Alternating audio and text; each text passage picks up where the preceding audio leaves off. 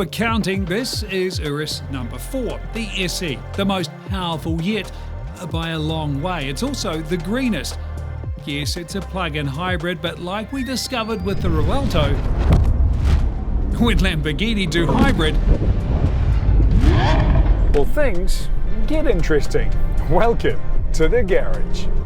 Subscribe to see the first drives of New Zealand's newest and best cars driven on New Zealand roads and New Zealand conditions.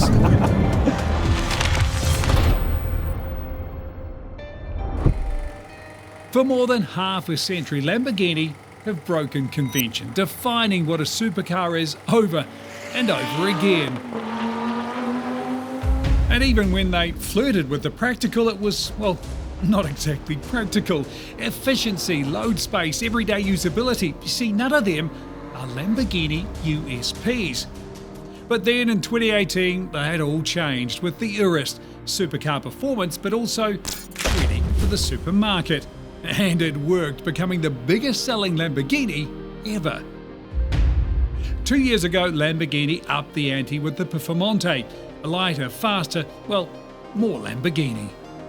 What we didn't expect, at least not in 2018, was this, an electric Urus, at least a hybrid Urus. They call it the Urus SE.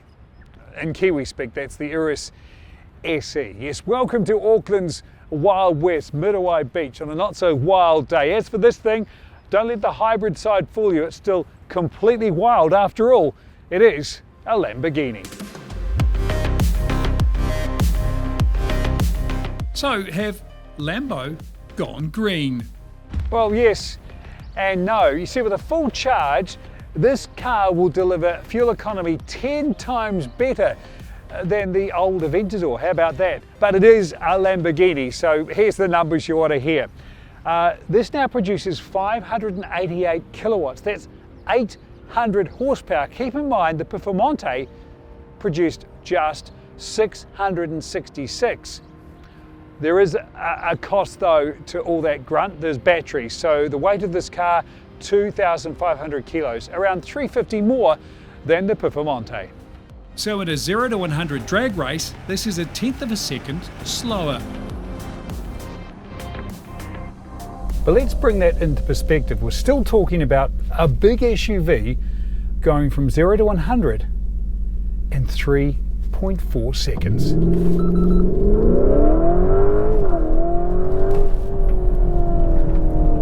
It's more than brutally quick, and here's the thing, what I can't show you today is after 100, well, the Urus SE develops a second wind. Actually, make that a typhoon. Because the 0 to 200 time is 11.2 seconds. I'll let that sink in. That's 3/10 quicker than the Performante and 1.5 seconds faster than the Urus S. Oh, and there's one more number. One number that I'm pretty sure is, well, no accident, and that's the top speed of the Urus SE, 312 kilometers an hour. Yes, it's quick, but that's not what makes the number so special. It's exactly 2 kilometers an hour faster than the Ferrari Purosangue. Yes, the bull and the stallion butting heads since 1963. Winning the charge is due in no small part to the 141 kilowatt electric motor, which is powered by a 25 kilowatt hour battery. Now yes, that helps reduce emissions by 80%, but let's be honest, that's not the stuff of Lamborghini barbecue conversations. Let's be honest, the torque will be, well, the torque, 950 Newton meters. Still, up to 60 kilometres of all-electric range is worthy of mention. So is the all-electric top speed of 130 kilometres an hour. And the EV mode is achieved by the electric motor being located inside the 8-speed automatic transmission. And that works alongside a torque vectoring system that shifts power forward and backward, redefining the drive and giving the SE a genuine drift mode. But even standing still, the SE is a showstopper, from the 23-inch wheels to the new front aero, which allows for better breathing with 30% improved cooling for the brakes and 15% more air for the engine. And then the lights. Check out the DRLs. Forget the Sian-inspired shapes. Instead, it's all about the bull's tail. And that floating bonnet is one of several Ruelto-inspired touches to feature on the SE. And if you look at the back, it goes, well, further back. That mesh pays tribute to the Gallardo. And the rear diffuser increases downforce in comparison to the S by up to 35%. Inside, the screens have both grown to 12.3 inches. The Tamboro now offers up to 6 driving modes. There's 3 on-road and 3 off-road, and there's also 4 electric options as well, including performance and a recharge. And those off-road modes also give up to 75mm of extra ground clearance. And the air suspension, though, isn't all about driving over rocks. It's also about improving road manners, combined with the 48-volt roll bars and the rear steering. There is one other bit of tech. I think it's my favourite piece in this car, and that's this button on the steering wheel, a push to pass button. And the best way to show how it works is right now where I'm toddling along in EV mode. If I push this button, that happens. This car unleashes everything.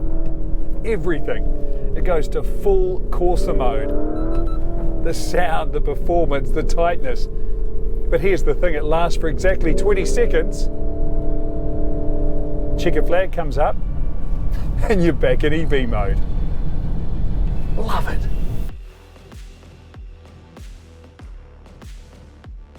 The Urus SE still provides that all-important Lamborghini quotient, drama.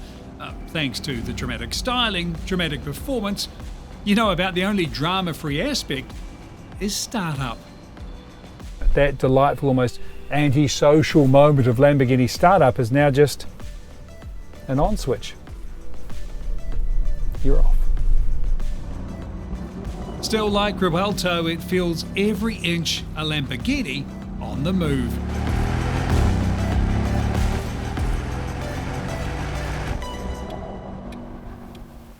Right, so how do you sum all that up? Well, there's so much I could say about this car. Let's just try and trim things down. Yes, it's heavier, but it's more agile. It's greener, but wilder. In other words, it's a Lamborghini.